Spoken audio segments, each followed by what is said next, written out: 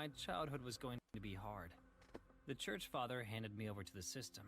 I grew up in foster homes and got transferred from one to the other for all the wrong reasons. This happened at the time I went to a new foster home, which also happened to be my last one. I was 14 years old at the time when I was sent to live with a woman named Sarah Swindler. It was Even the name sounds suspicious. I was watching the picture-perfect neighborhood from the car window, while Mr. Coleman drove me to my new foster parent. Upon reaching them, as we stopped the car in front of a white wooden house, the main door opened immediately. Sarah came out wearing a flowery dress. Instead of looking beautiful, she looked pretty weird because of the way she was smiling and staring at our car.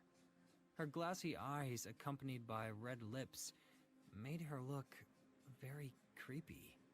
Her blonde hair was tied in a bun. A big pink flower was attached to it. We walked to her porch and Mr. Coleman greeted her.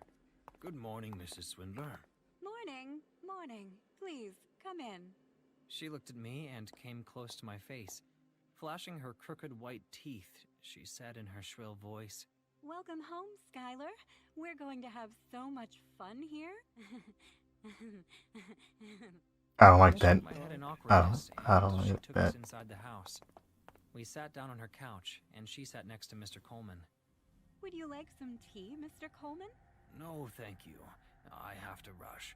Can we get straight to the paperwork?" Yes, of course. Mr. Coleman took out a long envelope from his suit pocket. He gave his pen to Sarah and said, "I need your signatures on the letter. Sign here." Sarah signed immediately. Putting the envelope back inside his suit, Mr. Coleman said, "This is just a formality. Call me whenever you need." Of course I will. Thank you so much. Would you like to say goodbye to your Uncle Coleman? "Be a good boy. I will continue to visit you, okay?" "Yeah, okay." Drive safe. "Take care, you two." So I wonder how this will After pan Mr. out. Coleman left, Sarah took me to my room. I was happy to see how she decorated my room. It was perfect, more than I could have asked for. I freshened up, and Sarah told me to come downstairs for dinner.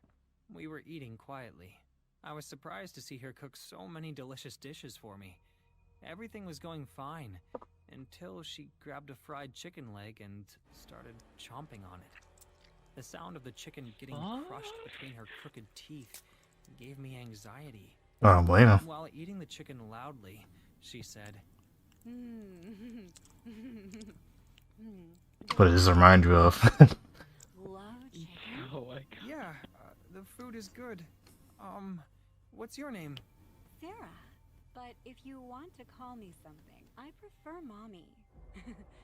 Oh my god. "But I don't think. I want to be your foster parent, Skylar. I can be your mom if you let me. I promise I will never force you to do things that you don't want to do. See, I don't believe that. Already a red flag. Can I call you Sarah for now?" Aw, of course you can. Let's be friends first. After dinner, I went straight to my room. I don't I believe couldn't him. sleep thinking about the weird conversation that Sarah and I had at the dinner table. She wants me to call her Mom? One thing I was pretty sure that I was never going to call her was Mom, but I still tried my best to be friendly with her. One afternoon, I was mowing the lawn when I saw an old woman struggling to carry 2 heavy grocery bags standing on the sidewalk. Out of humanity, I went to help her. "Let me carry those for you." Oh, thank you so much. You are a godsend. Are you new here? "Yeah, I'm living with Sarah. She's my foster parent." Sarah? "Yeah, why do you look surprised?" Nothing. I didn't know she was capable of such things now. Well, good for her. I dropped her at her house, and on my way back, couldn't shrug off what the old lady said to me. I mean, I know Sarah is a little weird, but why did she look so shocked to hear about Sarah's foster parenting thing? I wouldn't was be. closing the gate of the garden when Sarah spoke from behind. Where were you? Just helping the old lady down the street. It'll be better if you don't get too close to her. Why do you say that? Because she's hated me from day one, and I don't even know why. I guess it's an old age thing, to be cranky of the young. Even though she said it pretty casually, I could sense the nervousness in her voice. After lunch, Sarah gave me some pocket money and said, Why don't you buy something for yourself? The mall is only a few blocks away. Take this as your homecoming gift. Thanks. The weather was nice, so I happily agreed to go and check out the mall to pass my time. Sarah watched me leave, standing on the porch. I was walking to the mall, but my mind was still stuck on the words of that old lady. I was halfway there when a weird feeling set in.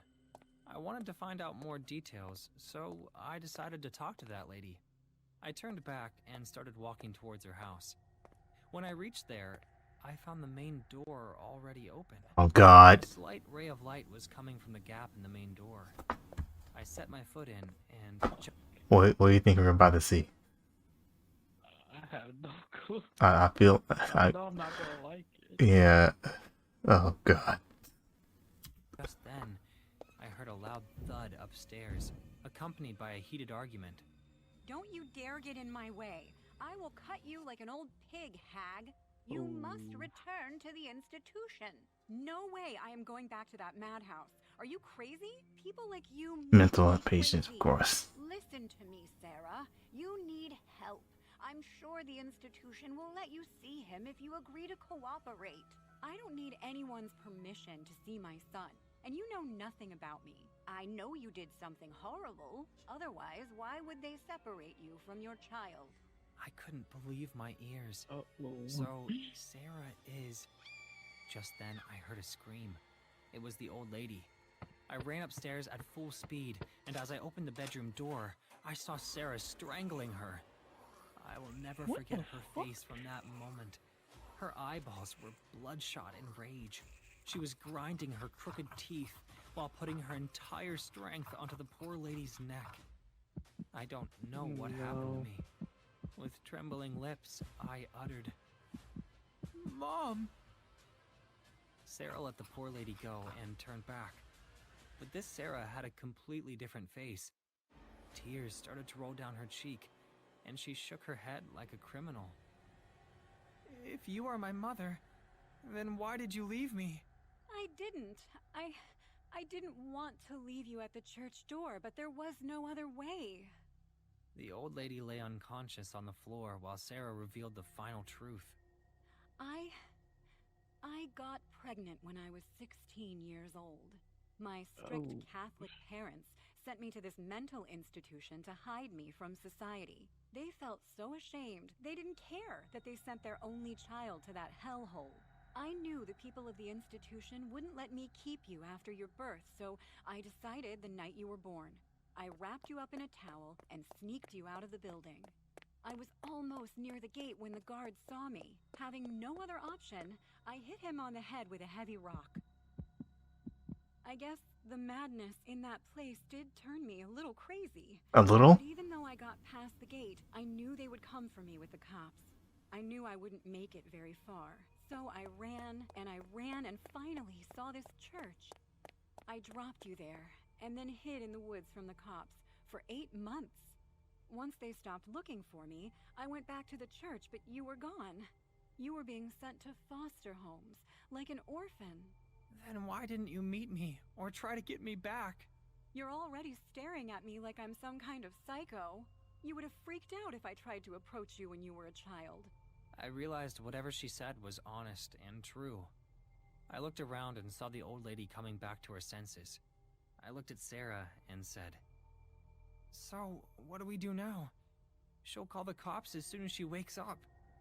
I don't want to go back there, Skylar. I just want a normal life. I looked at my mother and saw how deeply she loved me. Maybe it was that long-awaited love that turned me a little crazy at that time. I wiped her tears off and said with determination, "We are going to be happy now. We're going to live a normal life now, I promise you."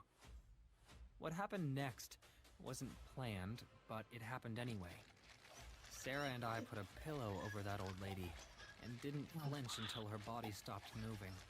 We turned on all the gas lines and, on our way out, lit the house on fire. I'm glad no one saw us leaving that place, or things could have been much more difficult. I am happily living with my mother now. Mr. Coleman comes to visit me every month, but no one has the slightest idea of our dark secret. The old lady's death got ruled out as an accident. Her body was burnt to ashes along with the house. Everyone knows that she died in a house fire. I regret killing that old woman, but not everyone in this world gets what they want the easy way. That is really dark. Wow. You actually sound believable. Surprise, motherfucker!